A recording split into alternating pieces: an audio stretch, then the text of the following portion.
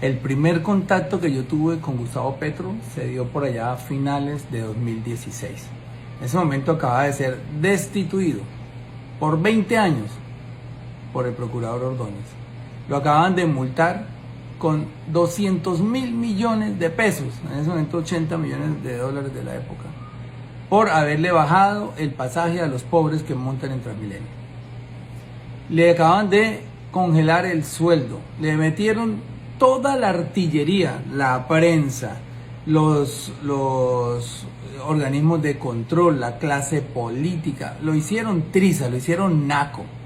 Entonces yo le escribí a Gustavo, este mensaje que yo nunca lo he publicado, lo voy a dejar acá para que usted vea en el testimonio, donde yo le escribo en ese mensaje interno, le digo que me duele lo que le está pasando, que yo le ofrezco desinteresadamente una suma de dinero para que resuelva problemas cotidianos, no era una gran cantidad tampoco, pero en ese momento pensé que podía aportar un grano de arena a ese drama que estaba viviendo este hombre. No lo conocía, nunca lo había visto, solamente en 2011 yo hice una marcha que se llamó la Marcha de los Antifaces y allá fueron los candidatos a la alcaldía. Recuerdo mucho que fue Mocus, estuvo Petro y si no estoy mal también estuvo un saludo de mano, que gracias por venir a la marcha, pero yo seguí normal. Hasta esa fecha empecé a hablar con él y él me dijo que no, que él todavía se defendía, que me agradecía y que no. Entonces, ¿a qué traigo a colación esto? A que no ha habido en la historia de Bogotá un alcalde más perseguido que Gustavo Petro. Increíble. Nunca, no existía. Y ahora en la presidencia les puedo asegurar, conociendo las atrocidades que han cometido otros gobiernos, atrocidades, estamos hablando de genocidios, robos billonarios, billones de pesos se han robado. Y nunca ha habido este ensañamiento de los medios, de los entes de control, de la vieja clase política contra un político como esta que estamos viviendo contra Gustavo Petro. Ahora, tenemos que ver las causas de ese ensañamiento. Sin entender las causas siquiera de por qué se conformaron las guerrillas en los años 60 y 70, no le ha perdonado el hecho de haber tomado las armas para defender unos ideales. Eso nunca se lo van a perdonar. En segundo lugar, ya siendo congresista de la República, Gustavo Petro, reconocido incluso hasta por los mismos detractores como un gran congresista, pues hizo unos debates muy grandes que destapó aquí una verdad que nadie conocía antes. Y era nada menos que una alianza del Estado para masacrar personas para quedarse con sus tierras. Punto. El pretexto de la guerrilla, que sí existía y que sí cometía abusos, está ahí. Y entonces se crea el paramilitarismo que no tenía otro objetivo distinto que el del narcotráfico y el del robo de tierras. 6 millones de hectáreas le robaron a los campesinos. Eso lo denunció Gustavo Petro. Y no es creíble el cuento de que se crearon las autodefensas para combatir la guerrilla.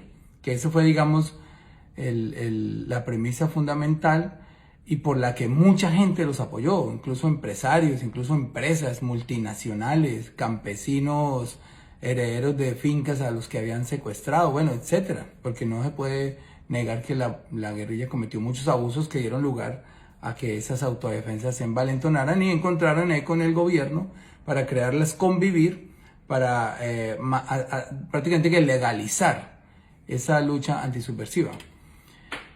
Y eso lo hizo Gustavo Petro. Esas denuncias claras las hizo Gustavo Petro. Pero después vino y denunció la corrupción. Denunció Odebrecht en 2010. Y miren lo que se convirtió Odebrecht.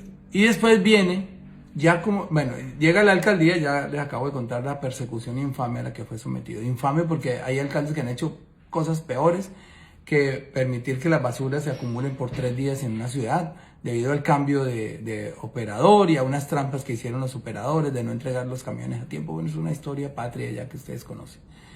Meterle 20 años de inhabilidad a una persona por eso es mucho cafre, el señor Ordóñez. ¿Qué quería? Pues después supimos, candidato presidencial Ordóñez, pues sacar de carrera a un contrincante directo. Y por eso la 6DH dice, funcionarios no pueden destituir a quienes hayan sido elegidos por el voto popular. Eso es lo más sano del mundo, porque entonces Lo mismo pasaría en la ciudad. Es un contralor que le vea a este concejal como la pinta de alcalde, pum, se lo lleva por delante, o a nivel nacional este contralor, un procurador que le vea, como en este caso Ordóñez, la pinta de presidente a este, venga, me lo atravieso y me lo llevo por delante. No, es que el sentido del fallo de la 6DH es correcto. Un funcionario de escritorio al que han puesto ahí no puede llevarse por encima la voluntad de millones de votantes, y eso está bien.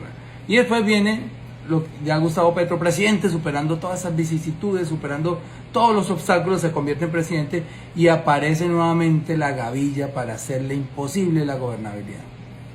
Hay errores de parte del gobierno que le han costado carísimo, como no haberse sabido rodear, bueno, etcétera, todo lo que ustedes ya han visto. Pero en gobiernos pasados ha habido cosas terribles, pero terribles es terribles. Y uno nunca ha visto la prensa cerrando filas para denunciarlas. Y en esta ocasión, pues ya. Entonces, el fondo de todo esto es más allá de que sea Gustavo Petro o otro, es las reformas. Porque las reformas contienen en sí el desmonte del Estado-negocio. El Estado-negocio fue lo que montaron estos tipos durante muchos años, y es venga, yo me apodero de todos los negocios del Estado.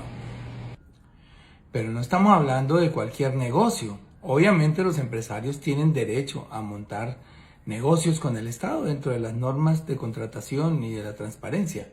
Estamos hablando de los negocios que montaron con los derechos de la gente, con los derechos de la gente, con la salud de la gente, con la educación de la gente. Esos no son derechos que se puedan vender ni estar entregando al mejor postor. Eso los tiene que asumir el Estado, regularlos el Estado. Y eso es lo que está pasando hoy. Las reformas tocan las fibras de los grupos económicos, lo más sensible.